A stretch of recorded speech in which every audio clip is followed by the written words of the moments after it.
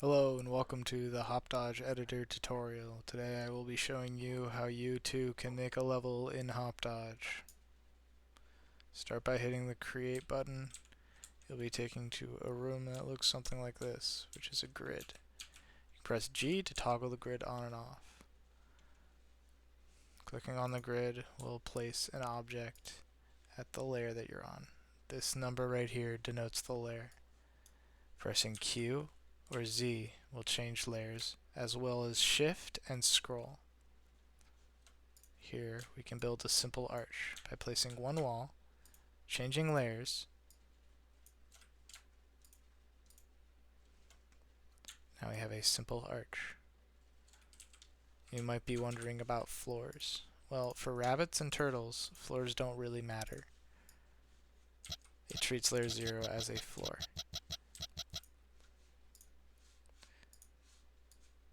This is good because it allows you to experiment with different objects pretty easily. Why don't we try stairs?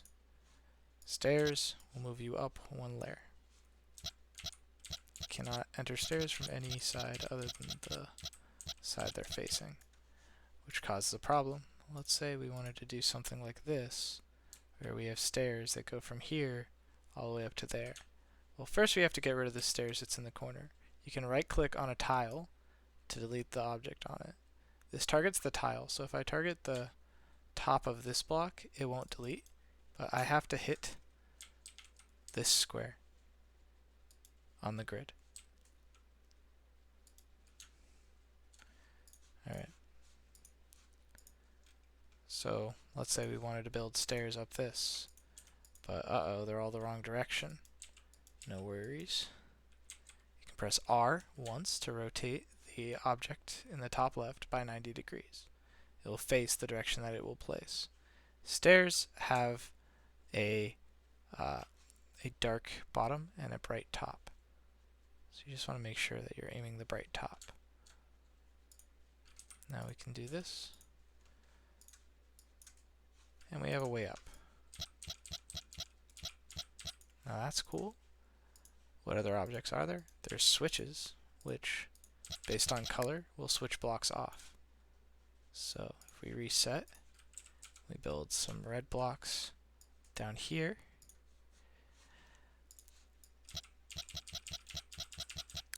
You'll stay on the red blocks because they won't turn off.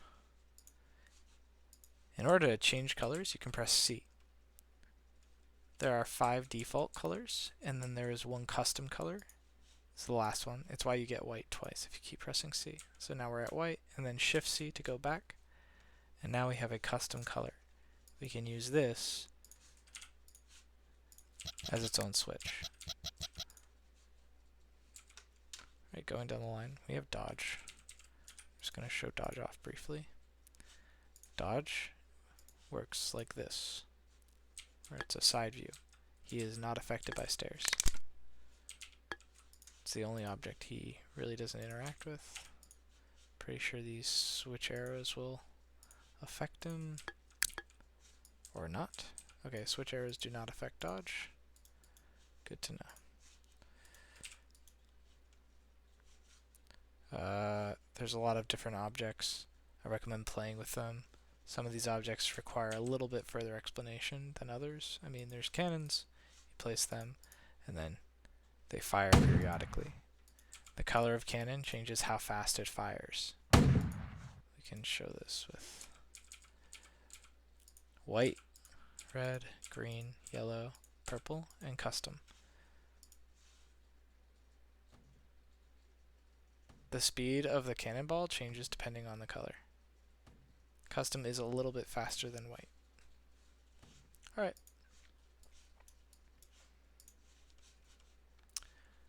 This is true for most bad guys.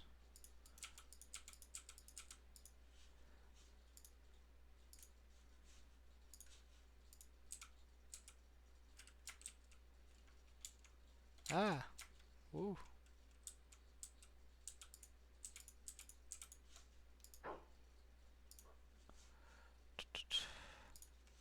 Goblins will only chase characters. and they're only active when they are within range. They can be placed on a higher point and then baited to hit switches. Alright, you might be wondering how I can clear the area quickly. Well, there's two ways. One is you select the area using the select tool, click and drag, and then hit delete to delete the area that you've selected. Let's go a little bit more detail with the select tool. Let's say I have this segment area that I want to copy and paste.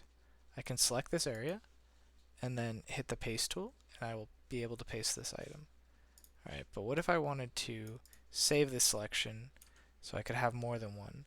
So first we'll select this line and we'll call this selection 1. So I hit 1 at the top on my keyboard, and then we'll change to this selection and we'll hit 2.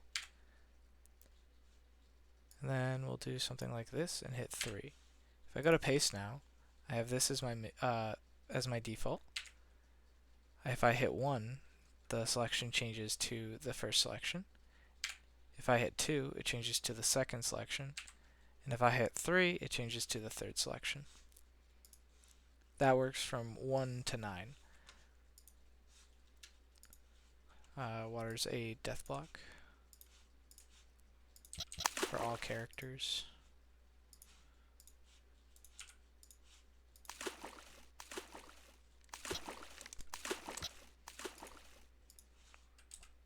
HopDodge just falling in really quickly, but right.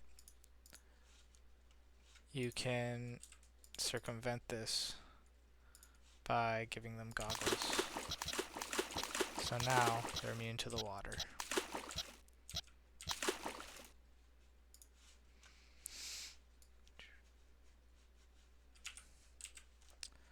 What else is there? I guess next would be good to go into the teleporters. Teleporters will transmit players.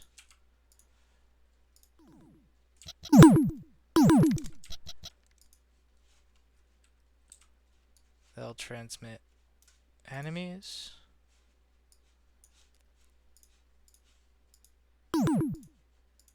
The way they work is you click on the teleporter and it allows you to click and drag the teleporter marker. You have to click on the teleporter and drag it to where you want the teleporter marker to go. You can rotate teleporters. Rotating a teleporter changes it so that it comes out the marker in the direction that it would have had the teleporter not rotated. So if we do this, it should go down, yeah. And just to show, this is the default behavior for teleporters without being rotated. Alright. Arrows are probably pretty important to know. Rotators will rotate objects of the same color into whatever direction they're facing. If you press Y, you can get an up arrow, and if you press Y again, you'll get a down arrow. So we'll just make this down arrow here, and we can see the object move around the arrows just in whatever direction they point.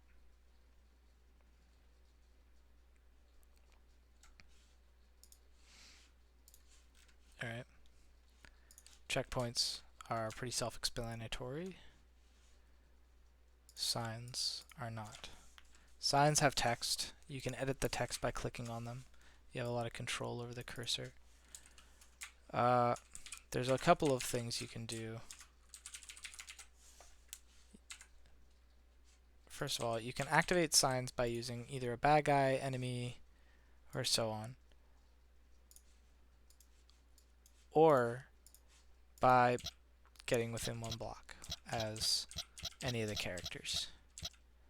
This ensures if you just step near a sign, you'll get the text.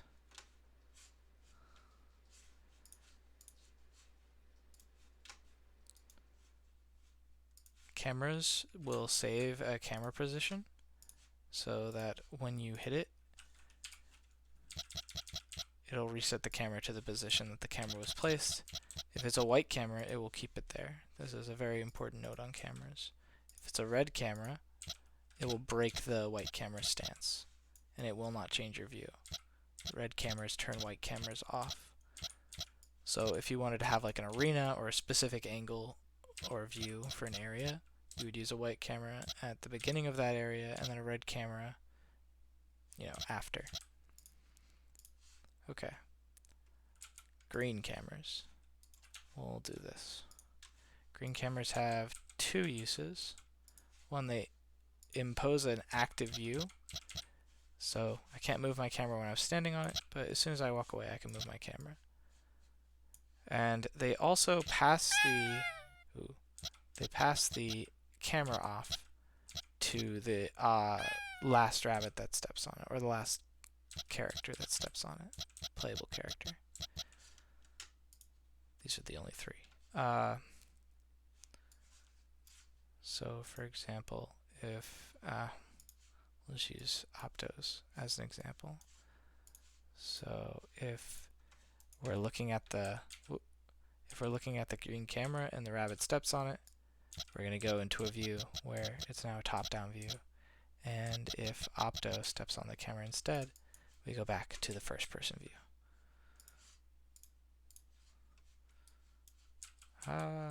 Yellow cameras are also unique.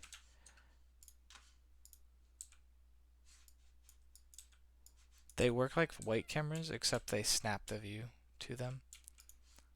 So, for example, white camera here.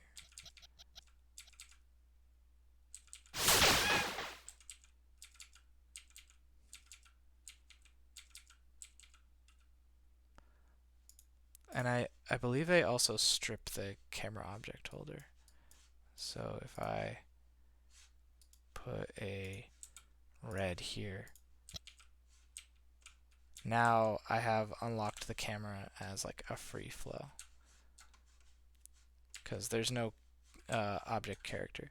This is the same as if you do this, where you have a game object character in the scene, you place a new one, you delete the first one, and let me do that again.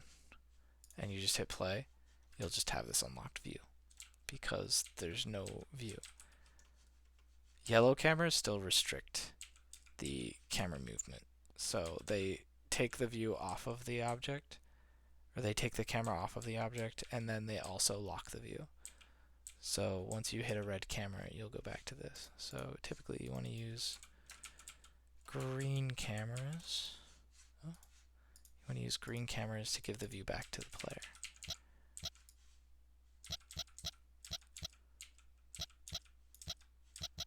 Very simple. Finally, there's purple cameras. So these work by taking the camera from the object that currently has it and giving it to the nearest player character near it. So you can do this with rabbits. You can do this with Optos.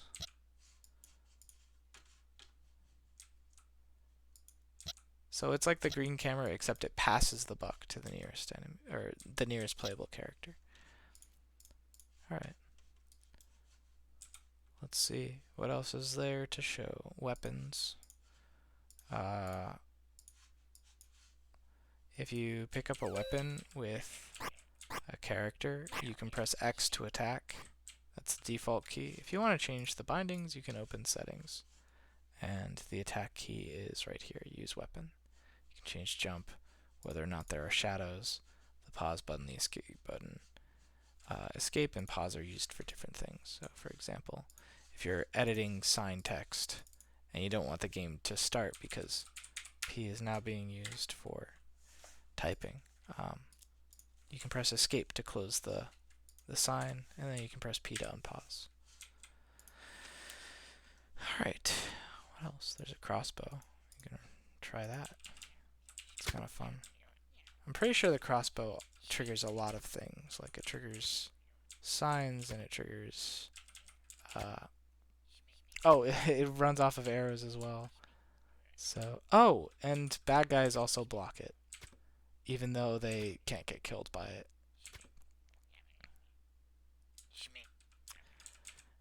Right, and they cannot go up, so they get a degree of 1 from up arrows and a degree of 2 from down arrows. Alright. Beehives spawn bees, and they will buzz after you on a grid. Hex grid. And they'll just continually spawn from the beehive. Wait, where am I?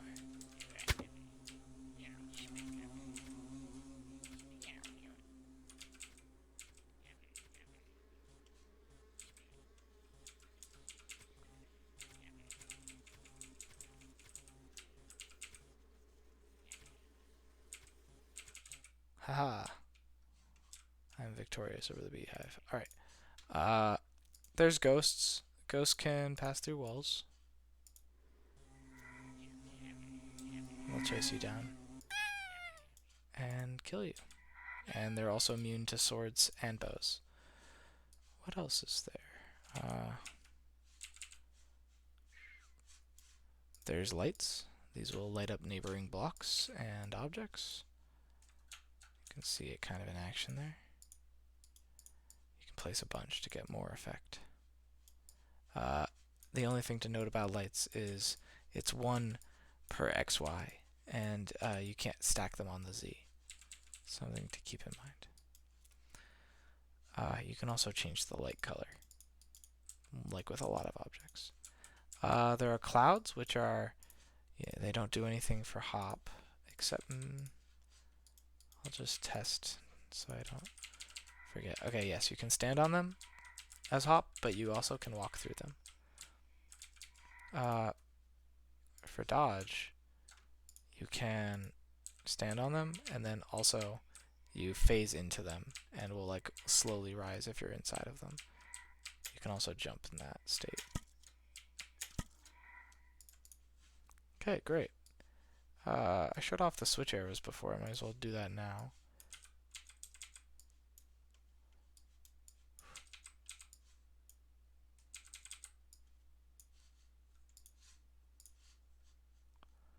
Alright, so if I hit the switch arrow and I step on this, I have no control over the rabbit, and he will keep moving on the switch arrows until he hits the switch. Now you might be wondering, why isn't this in the main game more? I don't remember seeing any switch arrows. Good question. Anyway. Let's see. Ice. Ice is in the main game as the last level. And ice, you slip on. So while you're slipping on it, you can't change directions as hop, and then as dodge, it's slippery.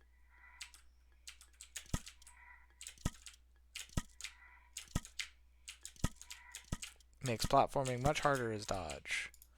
Same is true for Opto. I mean, this is layer 0, so...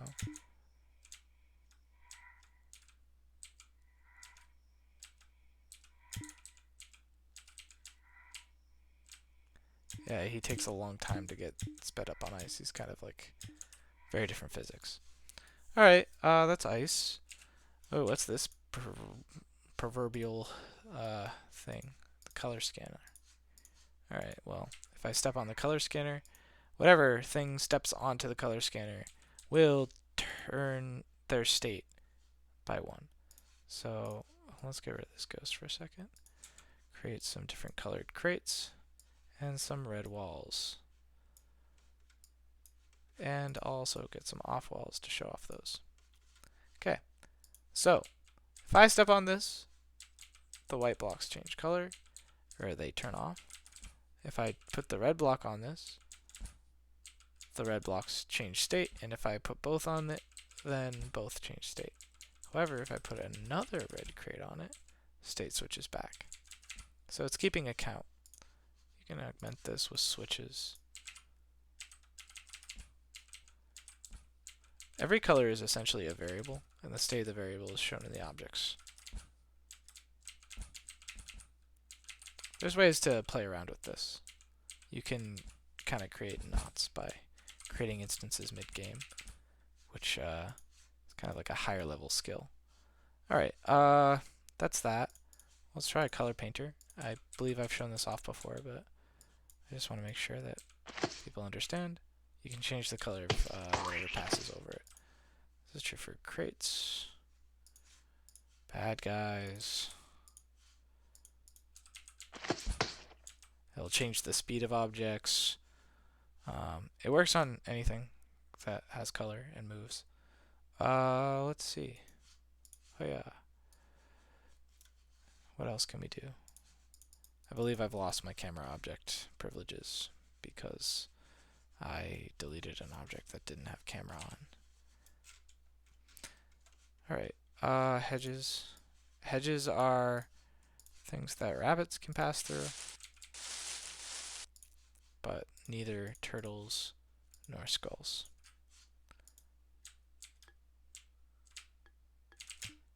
So turtles can stand on them, and rabbits go through them. Rabbits can also stand on hedges.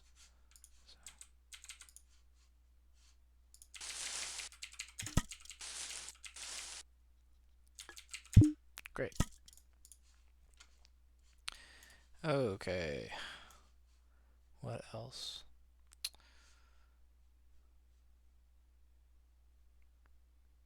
Glass. Okay, so let's just make some like terrain here, because normally you want to have some sort of ground. Glass are like a translucent object, so you can see things through them, right? And they're solid. They can change color. They're just good for a lot of different reasons. They cast a shadow that's lighter than the other shadows, so I'll show that as a comparison. You can see what that shadow looks like versus the shadows from the glass. I can change the color too as well to show that off. And then finally, glass will break when cannons hit them. This gets reset when you reset the level. There's other ways to reset it as well using code blocks. The catch-all. Goals, when a player character touches them, will trigger an end of level screen. I can't really show it here because we're in the editor, and that only plays when you're playing the level. So yeah, kind of a tough one there. Let's see. Crumblers. Alright, so we're at layer 1 right now. That's probably good. Crumblers are blocks that disappear as you stand on them. So, yeah. They can drop you into pits or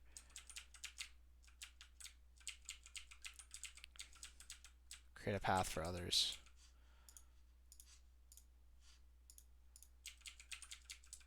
Oh, jeez.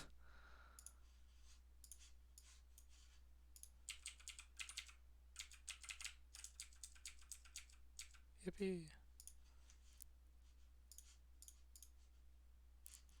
Alright, wait. Oh no. Alright.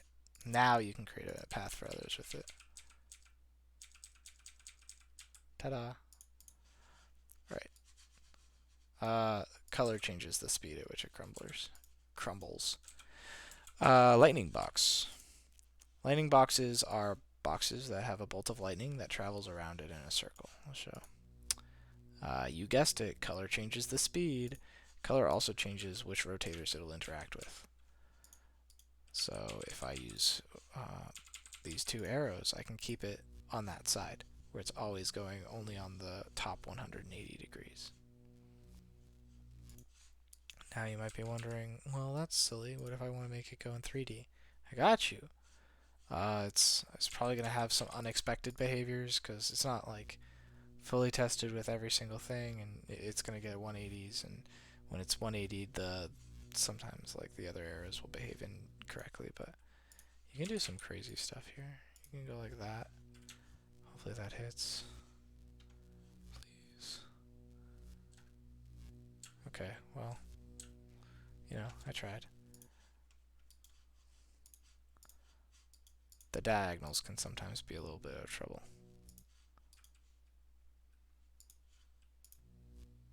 It might also be the wrong rotation.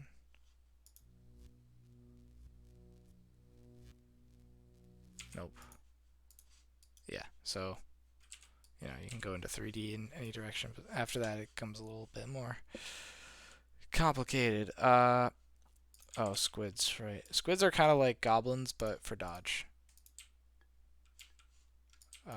Oh, right, and dodge has to be a camera object, so...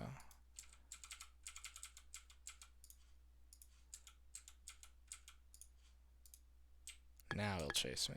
What's up, buddy? Oh, and they also jump. But they can fall off the map. And then when they die, they respawn. They can be killed by Hop or Opto. And they will chase off after either of them as well, except, you know, they really can't do it the best. I mean, kind of seeing what's happening here, I guess. You can't really get me. And he'll, like, fall to whatever layer I'm on, so he'll follow me upstairs if I... Oh, God.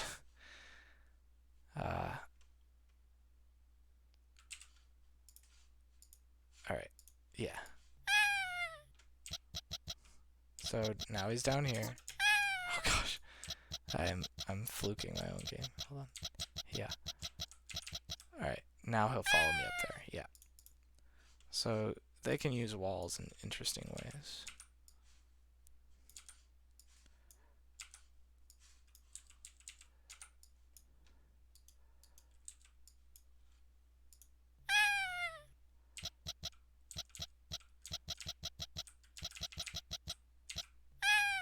He got me. Alright, so, yeah, squids. There's something. Okay. I guess the only things that are left. Let's see. Wolves, which live by the sword, die by the sword, I guess. Oh my god. They hurt the characters, and they can die to swords. They'll respawn if you reset. Okay, what else is there? Oh yeah, I guess I didn't show off the full thing with goals. So goals. If I go to hell on story, game crash. Unfortunate. Alright, I guess I'm back. F11 to go in full screen. Yeah, so goals. If I go to hell in story.save, yeah, okay, so now this goal, if you touch it, it will take you to the second level of the story mode. Just to show off, this is the other things on the side. We'll get to those in a second, but yeah. Check blocks work pretty much the same way. So if we do this, the only thing that changes is the check block will only unload if the level has a beaten tag in your save file, which is the save.meta file. Meaning, while you're doing this, oh my god, thanks NVIDIA, I'm good. While you're doing the story, or if you have your own levels, you can enter in your level name, and it should work. You should skip the story file name because it'll just take files in the files that you have loaded while you're playing, so that'll just be the file name of the whatever file it ends up in. So like, let's say you have one level, we'll make a new level. Level list. Check block. Alright, and then we'll call this level 1, and I need to make a goal to level 2. Level 2. Okay. Save. Check block. Level 1. Save.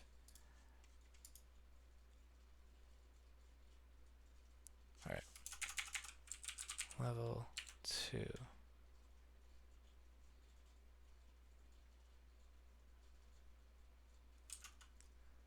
Oh, hold on.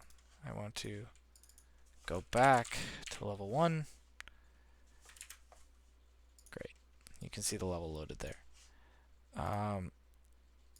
And then we will save this. Level 2. Save. Load. Wow, I'm so bad at scrolling. Alright. Go to level 1.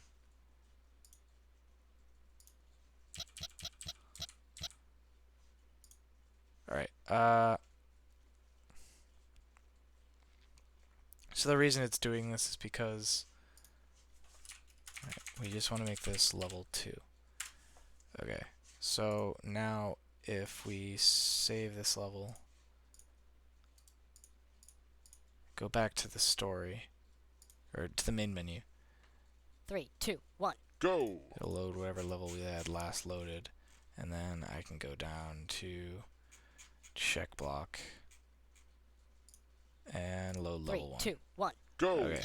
So this check block is here because level 1 hasn't been beaten. But if I go in here, 3, 2, 1. Go! I've just beaten level 1. Now I beat level 3, 2. 2, 1. Go! Now the check block's still here. Why is the check block still here? Good question. That'll be fixed. Great tutorial. Great tutorial. Great game. Totally deserves to be here.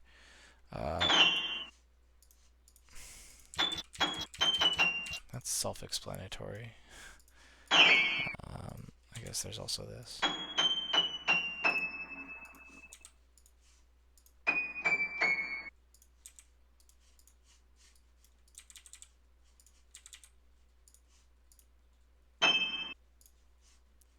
Right. So, yeah. Moving platforms. They pick up characters. They work on Hop and Opto.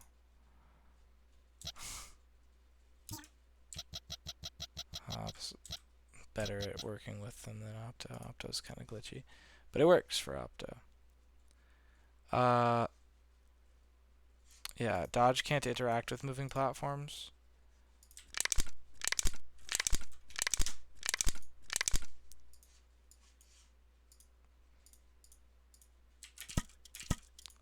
But he can if they are carrying a crate. Then it becomes a 3D platform by 1 block. And this crate can move in all directions, by the way.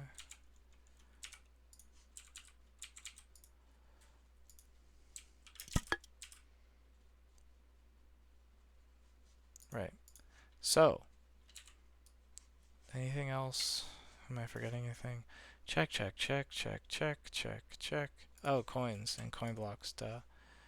How to describe coin blocks, okay. Alright.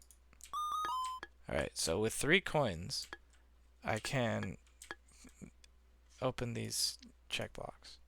Let's start like this. I can break the 1 block with 0 coins because... Or sorry, I can break the 0 coins block with 0 coins because I have enough coins and it doesn't cost any. It just disappears after 1 hit. Alright. If I grab 1 coin and I hit the next block, it's now gone. Great. If I hit 2 coins and I hit the 3, I can't afford it. But if I hit the 2, it's gone. Yippee. So that's how check blocks work. Or sorry, coin blocks. Great. Check, check, check, check, check. Check, check, check, check, check, check, check, check. Check, check, check, check, check. Check, check, check, check, check, check, check. Check, check, check. Well, I guess this one maybe needs a little bit of explanation. Alright. Alright, so when 1 checkpoint's active sometimes it can be a little awkward between characters, but when he respawns, he'll respawn at the last checkpoint he touched. But if he walks over here, he'll respawn at that checkpoint. These checkpoints are... they are separate from each other. So while Hop's checkpoint is currently the one on the right, Dodge's checkpoint does not move. How do I show this? I can do this. Same for Hop. He'll just stay at the checkpoint they last touched. Alright. I mean, this is also an opto thing, crazily enough. Great. Alright. Yeah. That's everything except for this baby. The big one. The thing that does magic. I guess I'd want to load examples for that anyways. You can also choose... Ooh, you can choose music.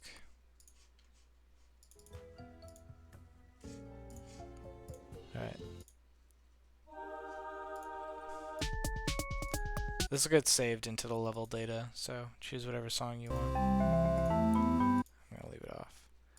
Alright, I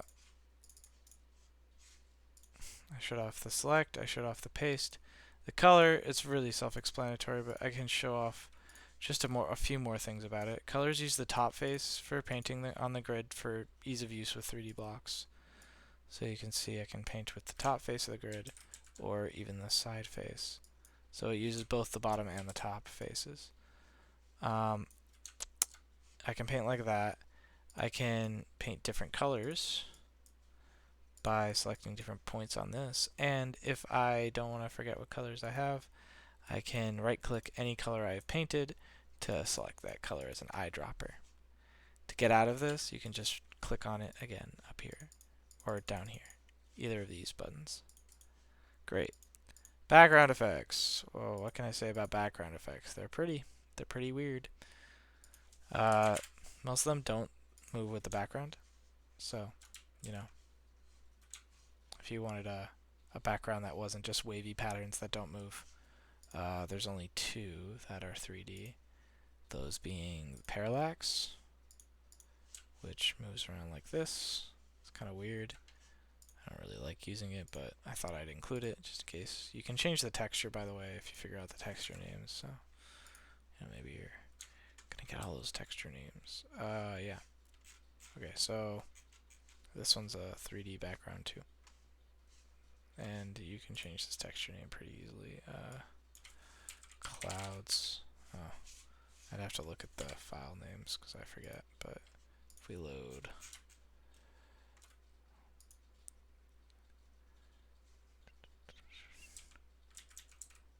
Yeah, we load. What level is it?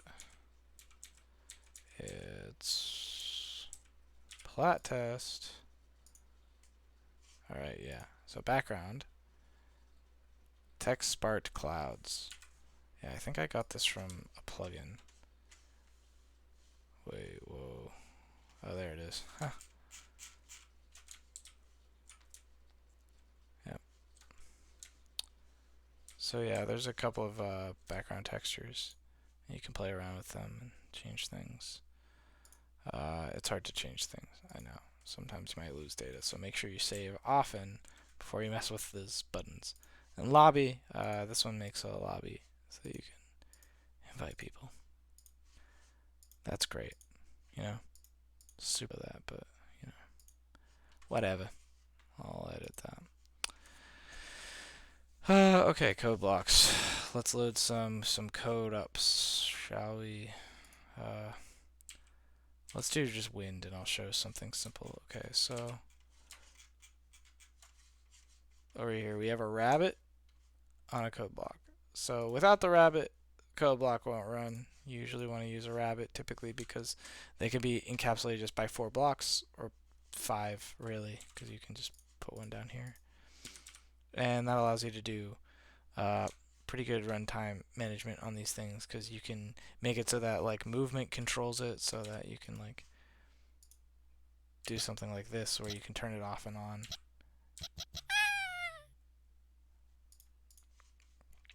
That's jank on the part of the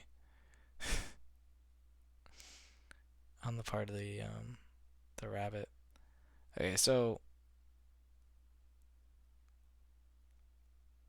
So how to put this? If ctest equals false, you move to the right. If ctest is true, you move to the left. Yeah, this is hard to parse. I don't think anyone's ever going to understand how to write the code that I wrote with this stuff, but this was trial and error to get like just some wind going, and all it does is it moves the global camera character right. This is a global that's used in my code that I came up with. So there's a lot of variable names that are specific. Anything with global before it tends to be something specific, and if it's assigned to anything, if I'm assigning anything to a global, that's something that's specific just to that room. So let me see if I have an example where I do that. So break the target probably has some sort of globals or maybe just independent variables. I put the code.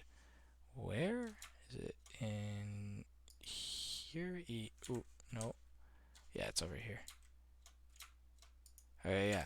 So this first one changes jump, double jump to false. Attack timer equals 0. Okay. So I make a boolean.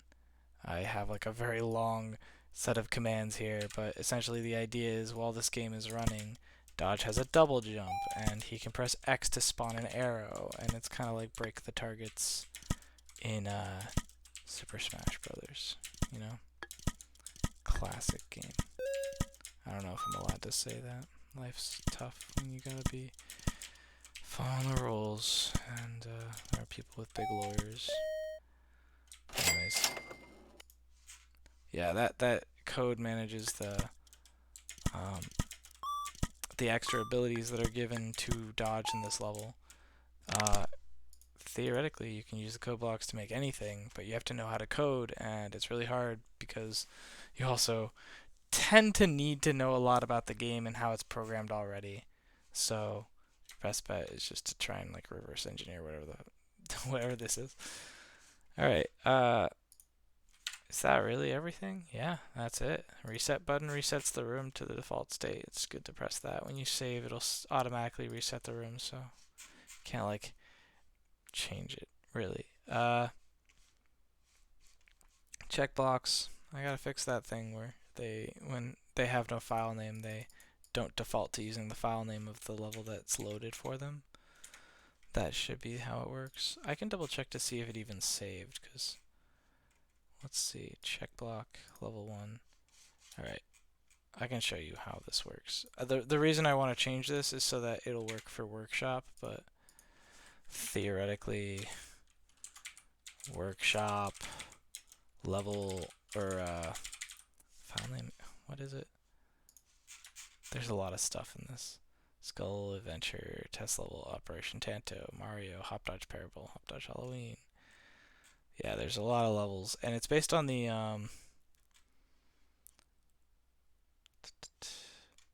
do I not have it downloaded? There should be 2 Halloween levels. I guess not. I don't have it subscribed on this. That's unfortunate. Whatever.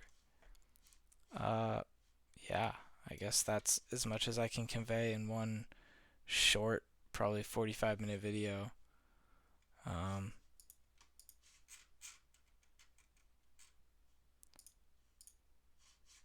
But if I change, oh wait, maybe if I do this. Nope. Enter file name, check block, dot save. Now it should disappear. Yep. So it's meant for checking like when I want to make something like you come back to a level after beating the game and something's different.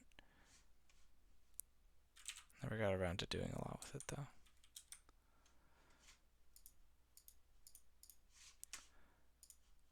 I'm trying to think what else there is. I guess I should show how to use the workshop. So if you go to the workshop, you can see a list of all the levels. You can subscribe to them. They typically won't download right away. You kind of have to restart your game sometimes because Steam doesn't allow you to download things while you're playing them sometimes, you know, because of your options. But if you hit the share levels button, it's right here. Share levels under return to menu. You can type up the name of what you want your file, like your workshop title to be. So workshop title, and click here for a description. You can select a thumbnail from your screen images, and then you can select the save that you want to share. And you can upload whatever you want to the workshop, and it'll show up on this level list as a little image with the name and the description. I make really good names and descriptions. You should play Skull Island. It's so fun. Yeah, and so you can also order different things. Well, it crashed again. It's probably a good time to stop.